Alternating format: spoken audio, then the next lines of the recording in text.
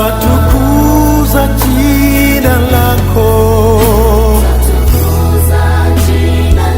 twakuabudu.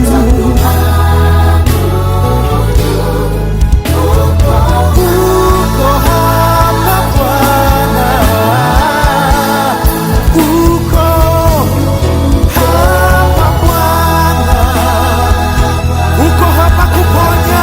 Naam, karibu tena katika darasa huru na Teacher Edo wako kukuletea masomo. Ni mimi mwalimu wako, na leo kama nilivyokuahidi kwamba tutakuwa na somo linalohusiana na kitabu ambacho nilitunga, kinasema utamu katikati ya maumivu ama utamu katikati ya uchungu.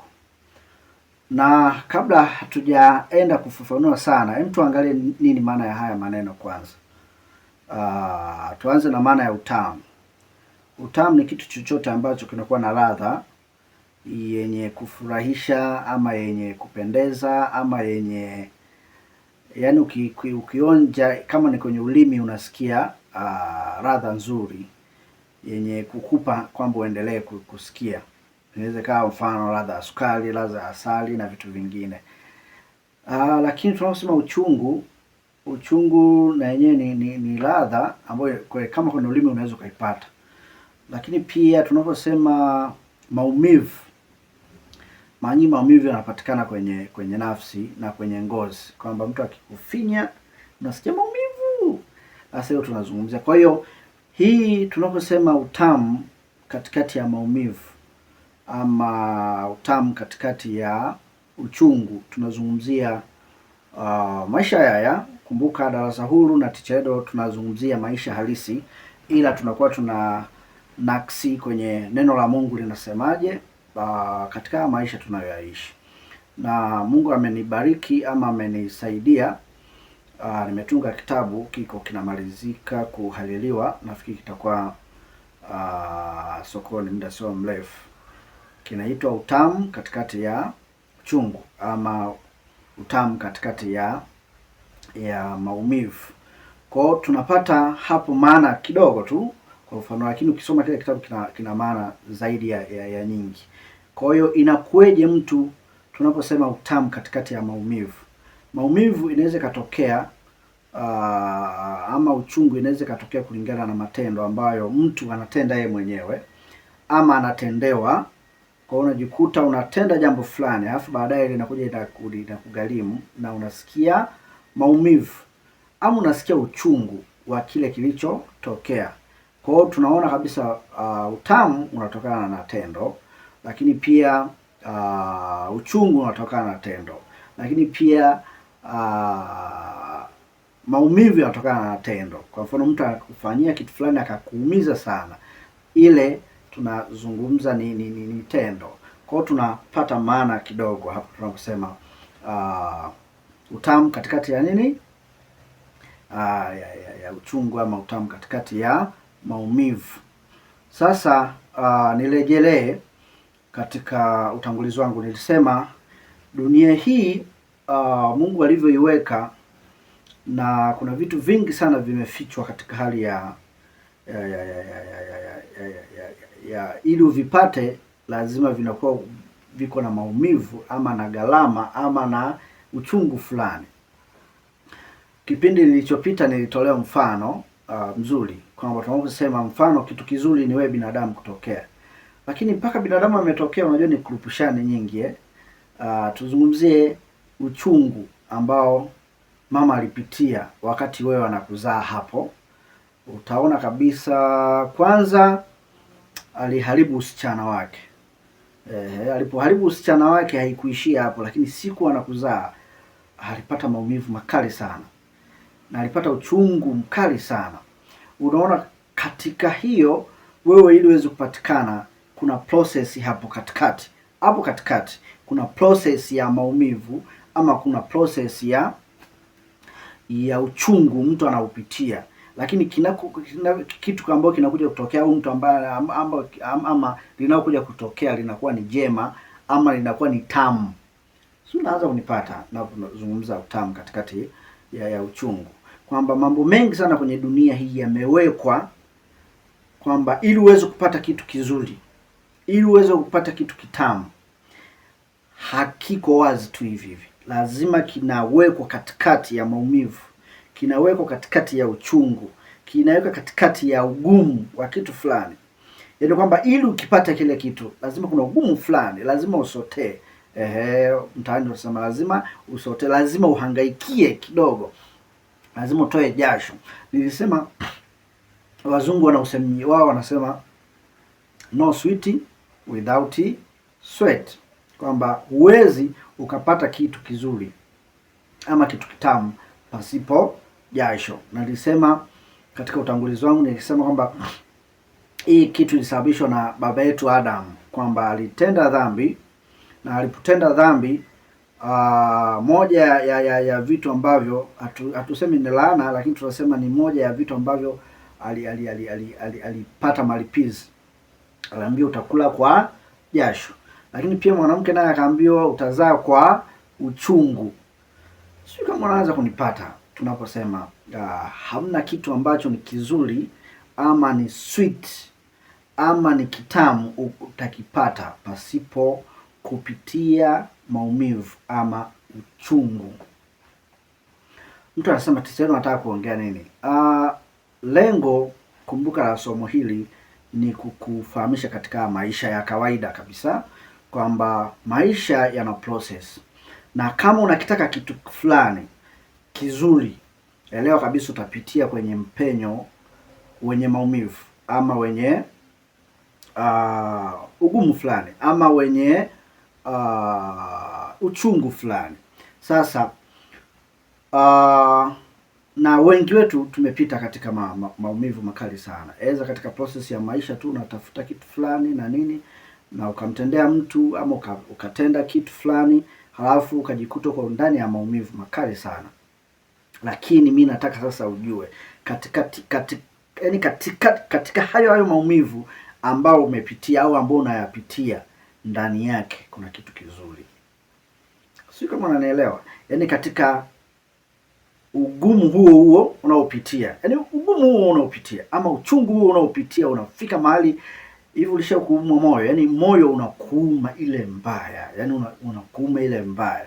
Lakini nataka nikwambie katika hayo maumivu ukiangalia, nilisema last time, ukiangalia kwa jicho la tatu, yaani ukiangalia kwenye jicho la rohoni, utaona kuna kitu kizuri kinatengenezwa, kuna kitu kizuri kinatakiwa kitokee, lakini hakiwezi kikatokea mpaka mtu apate maumivu, mpaka mtu augue, mpaka mtu apate uchungu wa kitu fulani. Nikutolee mfano ule wa mama mzazi, kwamba mama mzazi kwanza kabisa alipoteza thamani yake ya usichana. Alikuwa amejitunza usichana, maisha yanaenda murwa, lakini akapoteza usichana wake. Alipata maumivu wakati usichana unatoka, lakini pia wakati anajifungua alipata maumivu. Lakini nini kimetokea?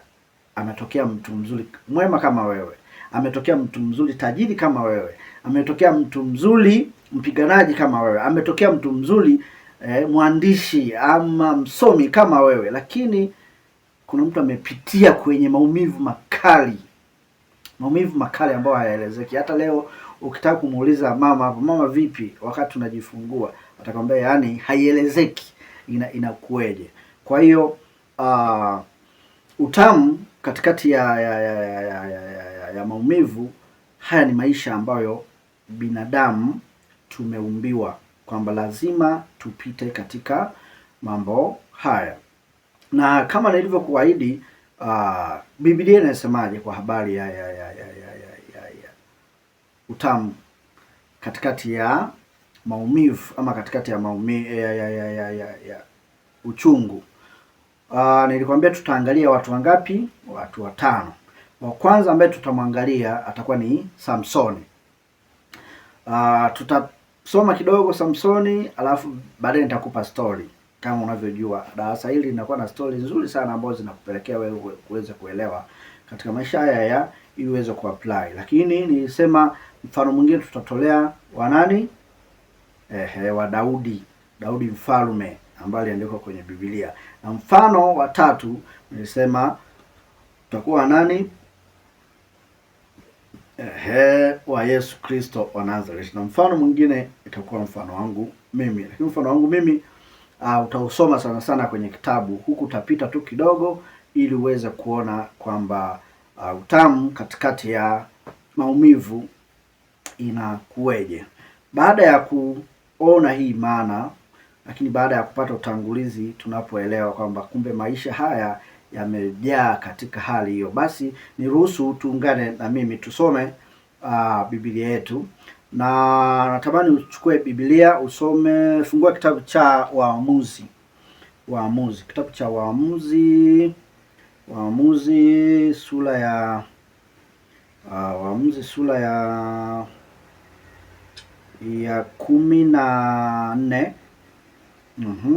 Waamuzi sura ya 14 na mstari, tutaanzia mstari wa kwanza. Tutaendelea, taisoma kidogo, halafu ili baadaye nitakuja nikupe story vizuri katika mpangilio, maana sio wote tunakuwa na uelewa katika kusoma neno, na nishakwambia Biblia hii ina kila kitu chenye maisha yako. Ni wewe tu unavyoisoma Biblia na kuitafsiri. Ukitafsiri vibaya utaishi vibaya, ukitafsiri vizuri utaishi vizuri. Lakini ili uweze kupata tafsiri ya maana unahitajika uwe na Roho Mtakatifu. Lakini endelea kufuatilia madarasa haya, darasa huru na Teacher Edo. Utajifunza mambo mengi kama nilivyokuambia katika kipindi kile. Watu wako wengi sana ambao wameweza kufunguka katika fahamu zao, wameweza kutoka katika hali fulani ambayo walikuwa wanapitia, lakini baadaye wakaona kumbe maisha inawezekana. Kwa hiyo naomba tusome kwenye Waamuzi sura ya 14, Kiingereza huita Judges. Waamuzi sura ya 14 mstari wa kwanza. Nitasoma. Samsoni akatelemkia Timna, akaona mwanamke huko Timna, mojawapo wa binti za Wafilisti. Tena taratibu tutanielewa. Kisha akapanda, mstari wa pili. Kisha akapanda akawaambia baba yake na mama yake, akasema, nimemwona mwanamke huko Timna, mmojawapo wa binti za Wafilisti, basi mnipatie nimuoe. 3. Ndipo baba yake na mama yake wakamwambia, je, hapana mwanamke hata mmoja katika ndugu zako? Mambo tunakutana nao. Najua kuna kijana, najua kuna binti ambaye anaweza kaa kwenye situation akakumbana na hilo swali kwa wazazi. Nirudie hapo. Ndipo baba yake na mama yake wakamwambia, je, hapana mwanamke hata mmoja katika ndugu zako au katika jamaa zangu zote, hata uende kumwoa mwanamke kwa hawa Wafilisti wasiotahiriwa? Samsoni akamwambia baba yake, nipatie huyo, kwa maana ananipendeza sana. Hapo tunapata story. Ngoja tutaenda kufafanua vizuri. Niendelee kusoma kwanza. Lakini mstari wa 4, lakini baba yake na mama yake hawakujua ya kuwa jambo hili ni la Bwana. Baba yake na mama yake hawakujua jambo hili Samsoni anataka kulifanya ni la Mungu, ni la Bwana. Hawakujua. Utamu katikati ya uchungu, ama utamu katikati ya maumivu.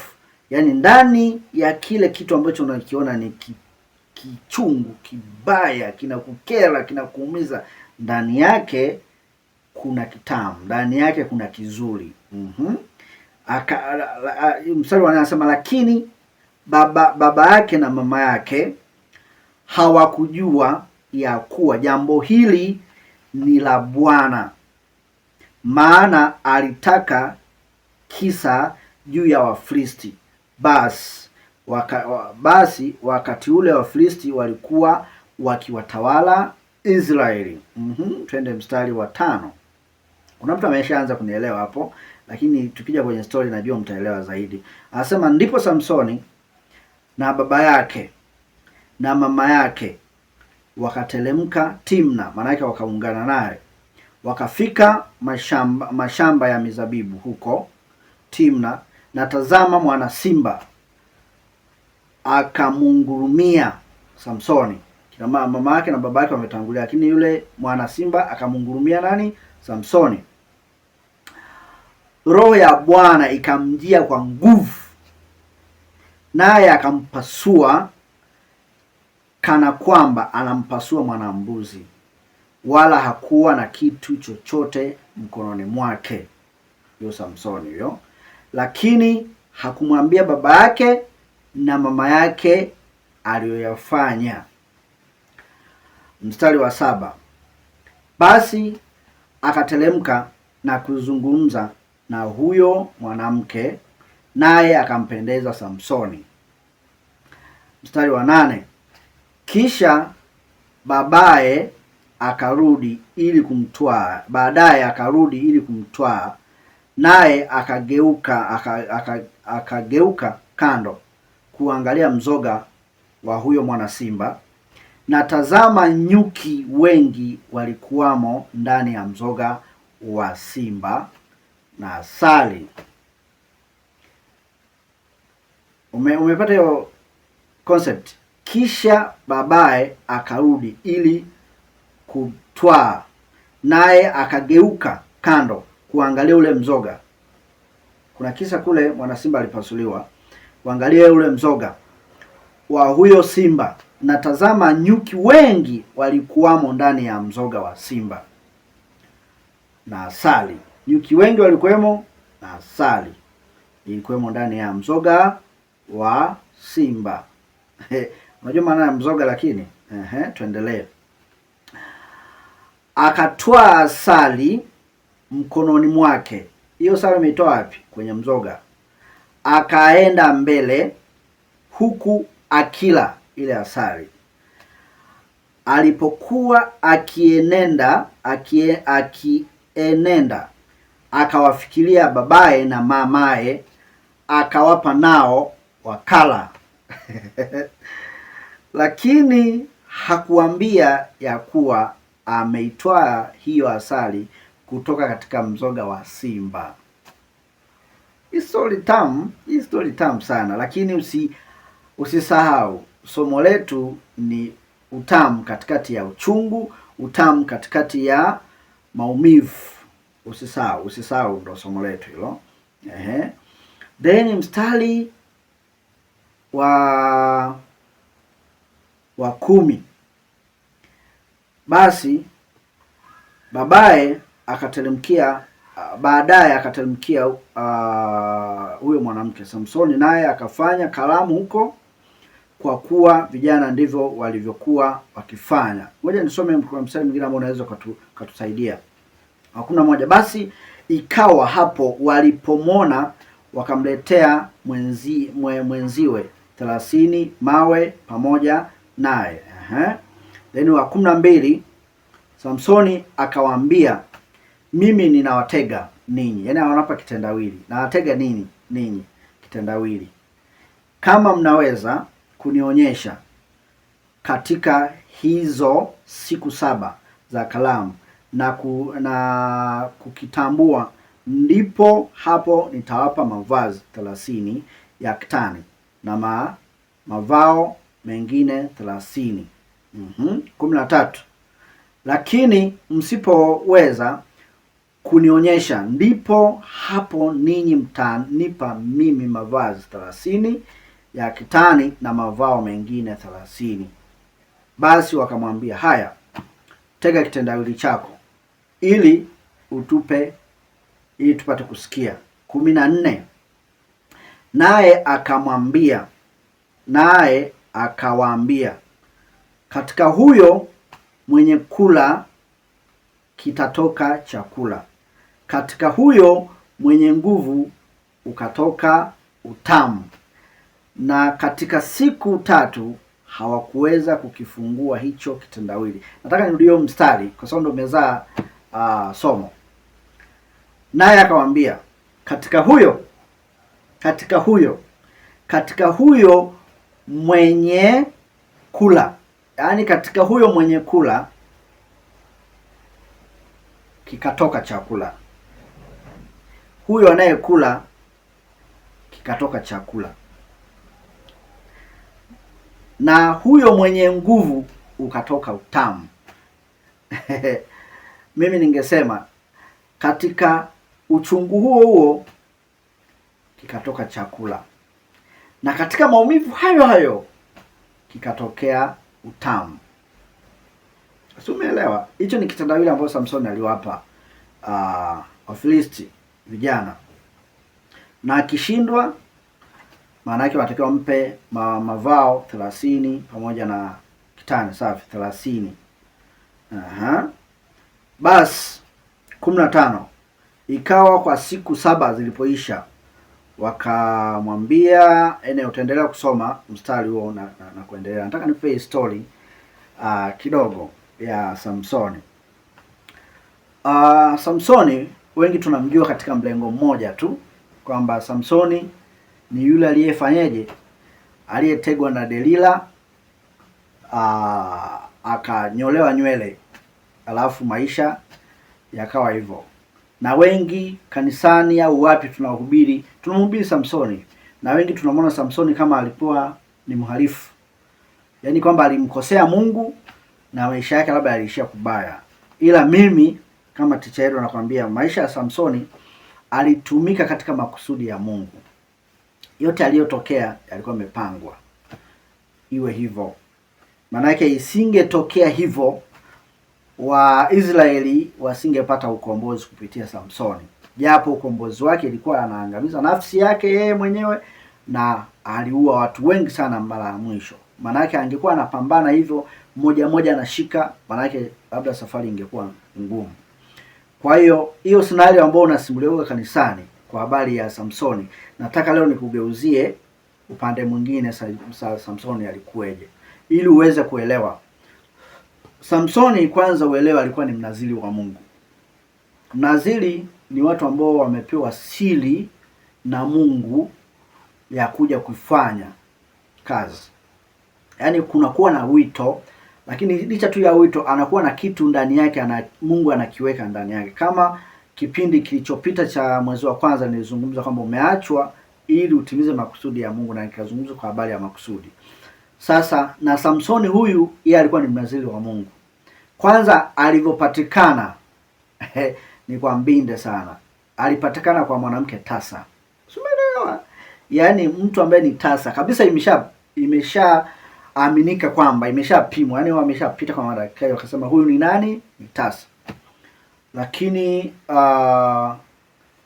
ilikaa muda mrefu sana, na kumbuka huyo tasa ilibidi sasa yule mume amuolee mke mwingine, amuolee mwanamke mwingine. Kwa hiyo kale kama mwanamke kakana mtukana matusi, mambo mengi, lakini from nowhere ama ghafla Mungu akaamua kufungua kizazi cha mama yake Samsoni. Soma hii Waamuzi tu utaipata. Nafikiri kuanzia sura ya 5, ya 6, ya 7 utapata visa kama hivi. Na encourage endelee kusoma Biblia. Nishakwambia Biblia unapata vitu vingi sana ambavyo vinaweza kukusaidia. Sasa Samsoni ni mnaziri wa Mungu. Maana yake alikuwa na siri za Mungu, na siri ambayo ilikuja kugundulika baadaye kwamba ilikuwa siri yake kwa ajili ya kuja kuwakomboa wana wa Israeli kutoka kwenye mikono ya Wafilisti. Maana wakati ule kulipita ukimya sana, agano likawa limeondolewa na vitu vingi sana vikawa vimeharibika, wakawa chini ya utawala wa Wafilisti. Sasa Mungu akaamua kumleta Samsoni kama mnadhiri, akazaliwa. Lakini moja ya nadhiri au moja ya miiko ambayo alikuwa amepewa, hakutakiwa kunyoa nywele, kwamba siku akinyoa nywele sio atakufa, nguvu zake. Na lile nguvu zipi? Kuna nguvu ambayo alipewa nazo kwa ajili ya kuja kutimiza ile kusudi ama ile nadhiri ambayo Mungu alikuwa amemwekea. Kwa hiyo nywele zikitoka, ile nguvu itapungua, halafu hataweza tena kutimiza. Kwa hiyo nguvu yake ilikuwa imewekwa kwenye nywele, lakini kule ndani mwake alikuwa na kusudio lake ambao Mungu alikuwa amemweka alifanye. Kwa hiyo baada ya kuja na usihame kwenye mstari. Kwanza akapatikana katika mazingira magumu, katika maumivu, yaani yale maumivu mama yake aliyapitia, akaja akatokea mtu mmoja muhimu sana anaitwa Samsoni. Si unanielewa? Yaani katika ule ugumu, katika ule uchungu, katika yale maumivu anayopitia, ndani yake kuna kitu kizuri, kuna kitu chema. Unachotakiwa kupiga moyo konde tu, give up, usikate tamaa, usikate tamaa, kwa sababu ndani yake, ndani ya hicho kitu ambacho unakipitia kigumu sana, kinaumiza sana, lakini ndani yake kuna kitu kizuri sana ambacho utakipata muda sio mrefu, ambacho kitatimia muda sio mrefu, utakipata chenye utamu. Sio kama unanielewa? Basi Samsoni akakuwa akalelewa, lakini Samsoni alikuwa anasongwa na tabia fulani ambayo ile tabia ndio ilikuwa kikwazo kwake. Ni tabia ipi? Samsoni alikuwa na tabia ya kupenda wanawake. Yaani kwa habari ya wanawake Samsoni alikuwa mwambii kitu. Na wengine tunajuaga tu Samsoni alikuwa na Delila peke yake. Hapana. Delila ilikuwa ndo kijingi cha mwisho. Lakini hapo katikati hapo yeye alikuwa akipenda tu mwanamke anabeba. Anabeba. Ikawa hivyo. Sasa katika pita zake, na kuna story moja, siku moja alienda tena huko kwa Wafilisti, akaingia akalala na mwanamke, lakini wakaja wakashtukia na nini, wakati wanakuja kuamka wakafunga geti na nini. Hii story utaipata kwenye Biblia. Wakafunga geti, walipomaliza jamaa akaja akanyanyua ile geti pap, akalitupa pembeni.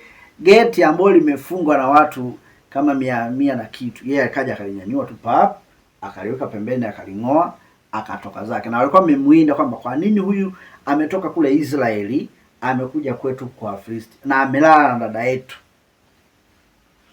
Nadhani nikupe mtizamo mwingine, yaani usiwe na mtizamo mmoja katika Biblia. Kwa hiyo Samsoni alikuwa anasongwa sana kwa sababu tukiita majaribu ambayo alikuwa anasongwa sana ni ya wanawake. Na kwa nini wanawake? Ili ile naziri iliyoko ndani yake iweze kuharibika.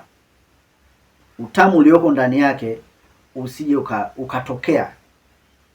Yaani ile jambo zuri lililoko ndani ya Samsoni lisije ikatokea. Kwa hiyo umepata hicho kisa.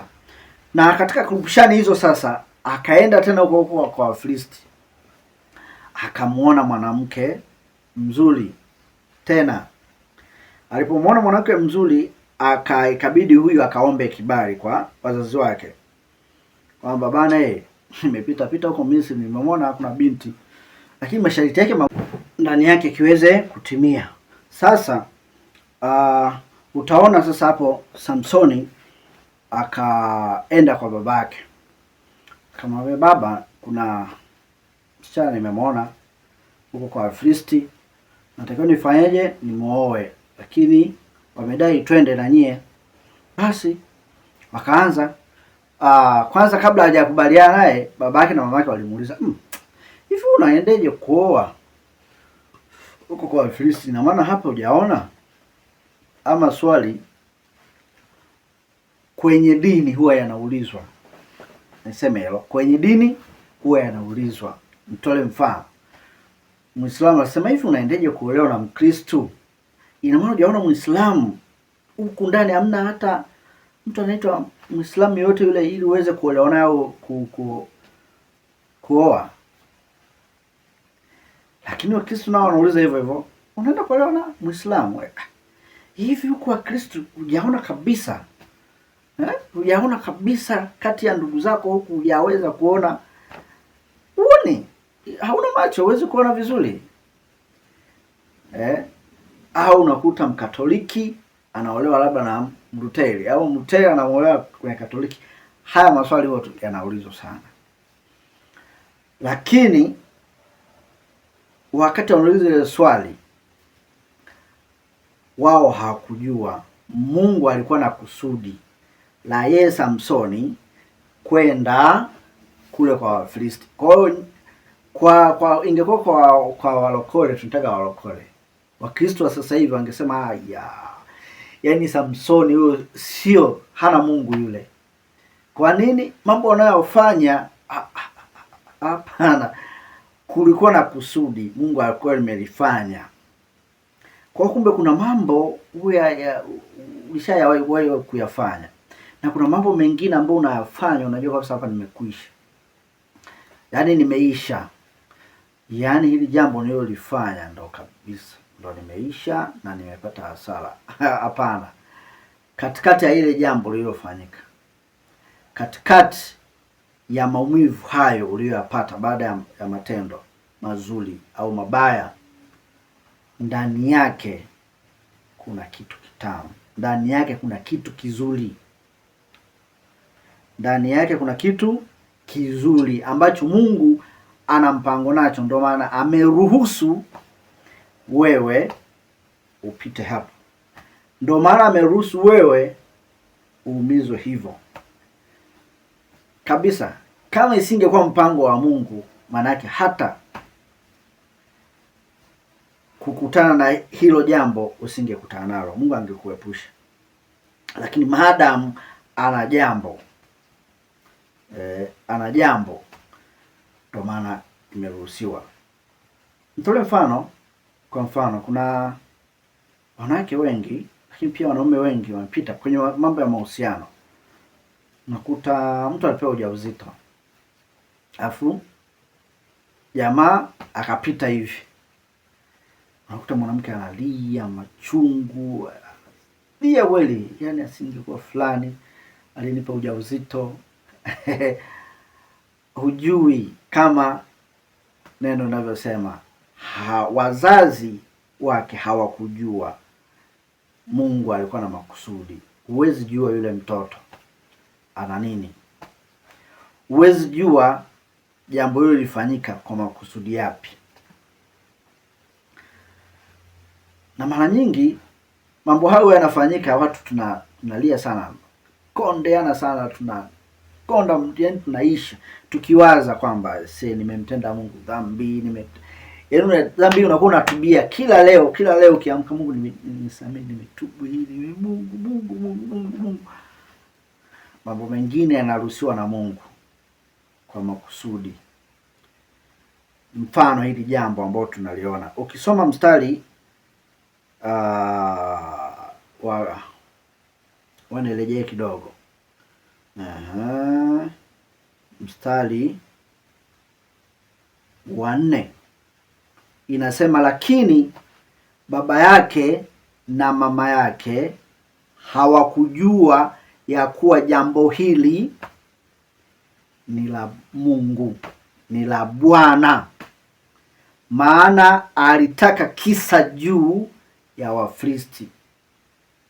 Kumbe ujui jambo hili ni la Mungu, maana Mungu ana jambo na hicho kitakachotokea. Usiangalie taswira ya nje, usiangalie maumivu unayoyapitia, usiangalie uchungu unaopata. Angalia ile effect positive ambayo inakuja pale, itakuwa namna gani? Sio kama unanielewa. Usitoke nje ya somo letu ni utamu katikati ya maumivu, ama katikati ya uchungu, ndani ya maumivu, sweet in the bitter, katikati ya maumivu. Kwa hiyo utaona hiyo scenario ya Samsoni ikaenda hivyo.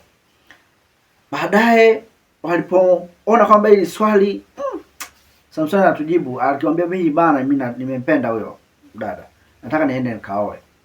Wakasema haya, twende tuongozane nao. Mchaka. Si umeona kwanza hapo kwenye hii story umepata kwamba katikati ya ile jambo ambao wazazi walikuwa wanaelewa ni baya, ni ovu, linanuka, halina maana, la yeye kwenda kuoa kwa Wafilisti, Mungu alikuwa na kusudi kwenye hilo jambo lao ambao wazazi ama watu wengi wanaliona kwamba hii ni baya, halifai, ila Mungu ndo anakusudi na wewe upitie jambo hilo hilo baya, jambo hilo hilo baya upitie, halafu kuna makusudi ya Mungu ambayo ameyaweka ndani ya hilo hilo jambo ambalo unalipitia, ama jambo ambalo unaenda kulipitia, ama jambo ambalo ulishawahi kulipitia. Sasa nataka uwe na mtizamo chanya, usio na mtazamo hasi kwa maana nyingine. Basi wakaongeza naye, ukienda mstari wa 5 wakaendelea hao. Mimi nafikiri katika kutembea, unajua watoto tunakuwa na nidhamu. Wazazi wakiwa wanatembea uwezo uwe mbele ama uwe nyuma. Sasa yeye Samson alikuwa nyuma ya wazazi. Wanatembea. Hamadi, wazazi wako mbali kidogo. Samson akasikia simba anaunguruma. Samson kuangalia hivi akamuona kwenye kichaka. Akanyata, mara akamkamata. Ile kumkamata akampasua. Yule simba akapasuliwa. Biblia ndio inasema hivyo. Akapasuliwa kwa sababu Samson alikuwa na nguvu za asili na nguvu za kinazili. Kwa akampasua kama vile anapasua kambuzi tu. Kwishi. Halafu wakaendelea na safari. Wakafika. Kuna jambo hapo nataka tena ujifunze. Utamu katikati ya uchungu. Utamu katikati ya maumivu. Wakaenda. Walipofika kule, wakafanya taratibu zake za kuchumbia na nini. Tayari Samson akawa amepata kibali. Wakaanza kurudi barabarani. Wakati wanarudi, huyo walipopita kwenye eneo lile ambao mwana simba wazee wao waliopita, yeye akasema ngoja niende niangalie nione nini kimetokea. Unajua nini kilitokea? Alipofika kwenye ule mzoga wa simba, kumbuka ni simba, maana yake tuseme hawa watu ilikuwa ni safari ya siku kadhaa. Walienda Ufilistini kule, halafu wakati wanarudi akapita pale. Alipofika akaangalia ule mzoga, na tazama kulikuwa na nyuki. Ni kitu cha ajabu sana, lakini ni funzo ambalo unatakiwa ujifunze kwenye haya maisha. Ngoja ni kuhadisie. Alipofika kuangalia kwenye ile simba, huku nyuki wanatoka, huku mdomoni wanatoka, yaani kila sehemu nyuki wanatoka. Akasema hii ni maajabu gani hii? Alipoangalia hivi kule alikopasua, kumbuka alipopasua katikati, alafu ilijirudi, yaani alipopasua akalala huku. Kwa hiyo kuna uwaza ambao nyuki tayari wameshatengeneza asali kwenye mzoga. Kupekua hivi tumboni, anaona masega ya asali. Alichokifanya, maana yake hata hao nyuki walimpisha. Akachukua sega moja, akala, akakumbuka na wazazi wangu kule. Akachukua sega la asali, akawapelekea. Wao walipomwona wanakula, nakumbuka ilikuwa siku kadhaa wako njiani, yaani haina haja hata ya kuomba, ile tu anafanya, akawapa wakala. Na kumbe asali wanaokula imetokana na mzoga. Asali wanaokula wazazi wa Samsoni ilitokana na mzoga. Si unaelewa maana yake hii? Utamu katikati ya uchungu, utamu katikati ya maumivu. Hapo tunaweza kuita utamu katikati ya ubaya. Yaani katika mzoga. Mzoga unajua ni kitu gani? Mzoga kwanza unanuka, si ndio? Unanuka. Hamna mtu ambaye anaweza mzoga umewekwa mahali fulani alafu akasogea tu akaanza kunania, hapana. Unanuka. Lakini nataka ujifunze katika hayo mambo ambayo yanaonekana yananuka kwa watu. Hayo mambo ambayo yanaonekana yananuka kwa watu, ndani yake kuna kitu kizuri. Si unanielewa? Katika hayo ambao watu wamekuita wewe ni fulani, malaya, tapeli, maskini, yaani maneno mengi ambayo yaani hata ukiyasikia unaziba pua. Katika hayo kuna jambo zuri, kuna asali, kuna utamu ndani ya hayo mabaya uliyopitia. Hayo mabaya ambayo umeyapitia mpaka ukaumia, ukakondeana, ndani yake kuna utamu. Geuza akili, geuza fikra, ndani yake kuna utamu. Si umeelewa kwamba huyu mwana simba kachanwa, Samsoni kaenda zake, amekuja kurudi ndani ya ile mzoga, akachukua akawapelekea. Na wewe nataka nikutie moyo katika hayo mabaya, katika hilo jambo hilo baya ambao lilishatendeka na watu wanakuona unanuka, haufai. Ndani ya ule ubaya kuna jambo zuri, na utachukua hayo mema, utawapa hao ambao walikuwa wanakucheka, ambao hao walikuwa wanakusema, ambao walikuwa na bana pua, fulani ananuka, fulani hana maana, fulani si nini. Wewe ngoja utaona katika ubaya ule ukija kugeuka sasa utakutana na utamu. Sio kama umenielewa hii story. Kwa maana hiyo, kumbe Samsoni hapo tumejifunza, Samsoni alikuwa amebeba makusudi ya Mungu. Maana alikuwa na utamu ndani yake, ila kwa nje alikuwa ni mtu mbaya sana. Alikuwa ni womanizer, alikuwa ni mtu wa wanawake sana, ila ndani yake ana kitu kizuri. Lakini tumeona huyu simba, mwana simba amekufa pale, ni mzoga, lakini ndani yake alikuwa na asali ambao watu walikula bila kujua kabisa. Na hii mambo inatokea, fanya tu hata utafiti. Nizungumzie labda kwenye mahusiano. Kuna watu wengi ambao unakuta tunataka bastard child, watoto wa nje, watoto ambao unakuta wamezaliwa katika kupishane kule hivi mara pap hawa watoto wanakuwaga na issue, wanakuwa na issue, japo mzazi huyu na mzazi huyu anaingia kwenye lawama tafulani, kugombana na nini. Wewe mtoto, wewe mama ulifanya hivi, wewe baba ulifanya hivi, kwenye huo mzoga unaoona mzoga kuna asali, kuna utamu. Siangalia hata katika maisha ya kawaida, ukifuatilia sui fulani, unamwona tajiri fulani, unamwona rais fulani, yule yule sio babake halisi, yule babake ni fulani, alafu babake alimkataa. Si ulishakutana hizo story? Fuatilia, kuna issue ndani ya hao watu kwa upande wa mahusiano. Lakini kwa upande wa maisha kuna mambo mengi sana, machungu makubwa sana ambayo tunapitia, maumivu makubwa sana ambayo tunapitia, lakini ndani ya hayo maumivu kuna jambo jema, kuna jambo jema. Leo nataka tumalizie kwa story hii ya Samsoni. Kipindi kinachokuja tunajifunza kwa habari ya Mfalme Daudi. Elewa somo letu linaendelea, ni utamu katikati ya maumivu ama katikati ya uchungu. Nikutie moyo kwamba yako mambo mengi sana, na kama nilivyokuambia, kwenye hii dunia yamefungwa katika uchungu, katika ubaya, katika jambo lolote lile. Ikitokea jambo hili, sihimizi watu kufanya ubaya au sihimizi watu kuentertain ubaya, hapana, ila nataka uwe na mlengo. Ikitokea Mungu amekusudia wewe upite hapo, upite katika ubaya fulani, au umeshafanya ubaya fulani, sasa ukaanza kujihukumu kila leo, nataka ubadilishe mtizamo. Anza kuangalia hilo tatizo, anza kuangalia hilo jambo baya kwa mtizamo mwingine. Hivi kwa nini litokea hivi, afu na jambo hili likawa hivi? Umefanya biashara, ukafanya moja mbili tatu, ukaenda mahali fulani ukatapeliwa.